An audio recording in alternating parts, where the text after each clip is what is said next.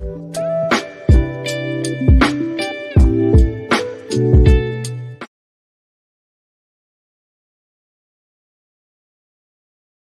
ikatlong episode ng Bayanihang WPU, extension sa radyo, tinig ng paglilingkod at kaunlaran mula sa Western Philippines University. Tama ka dyan, Natidan. Ating ipagpapatuloy ang paghatid sa ere ng mga kwento ng pagbabago, kaalaman at inspirasyon mula sa mga extension programs ng WPU para sa Palawan at sa buong bansa. Ako po si Ate Dan. At ako naman po si Kuya Kim.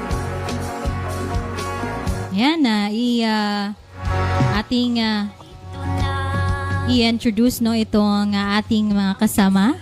Magandang hapon po sa ating mga listeners on air and sa ating pong Facebook Live na mga nakikinig. Ayan po. So, ako po pala ulit si Cheryl Balbutan, research staff from Global SIFA Philippines. Kasama ko po ngayon si Tracy Angela Ventilacion po, isang researcher din po from Global SIFA. Okay, so una po sa lahat, meron po kaming dalawa pong intervention. So, ang una po doon is yung aming backyard gardening. So, ito po ay isa sa aming mga key initiatives. And so, yung pinaka-main goal po nito is para magkaisa po yung ating mga local stakeholders. So, yan. So, maliban po doon, meron din po tayong mga field demonstrations. Yan. So, nakatulong po ito sa ating mga participants para mas maintindihan kung paano na yung organic po at saka yung mga agroecological practices po natin. At doon na po papasok yung aming pong Nourish. Wow, Nourish intervention po namin.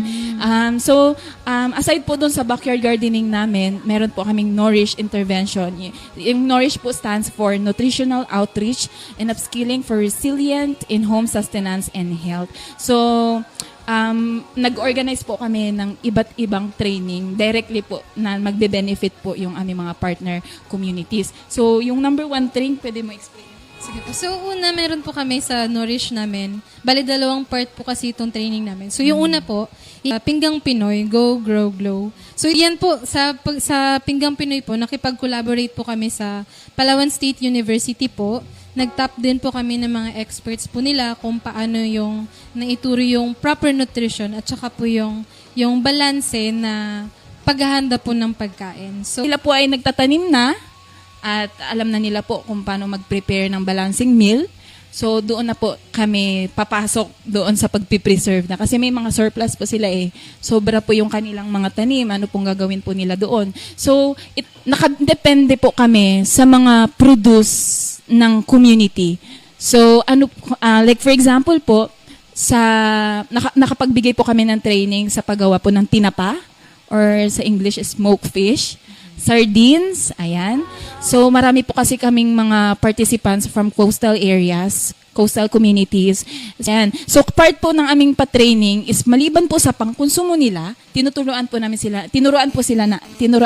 sila ng financial literacy at doon naman po sa kanilang pagmamarket. Tinuruan po namin sila nung araw na yon ng training na paano po mag-label, paano po nila ipapackage yung kanila pong mga products. So, aside po dun sa consumption or sa pagkonsumo nila ng mga gulay na yun, nakafocus po kami ngayon sa pagmamarket din nila. Ayan, sa pagmamarket, pagbibenta din po nila ng kanilang mga produce. siguro po ang pinaka-favorite part ko po ng itong mga training po na kinandak namin. Ako po especially sa Nourish. Kasi yung mga kinandak po natin na training is kahit sa akin po bago.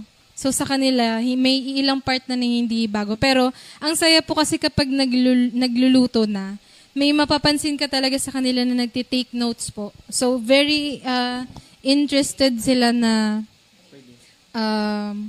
matuto po kung ano yung mga pwede nilang gawin. Lalo na po kasi may very available po yung mga products na pwede nilang gawin.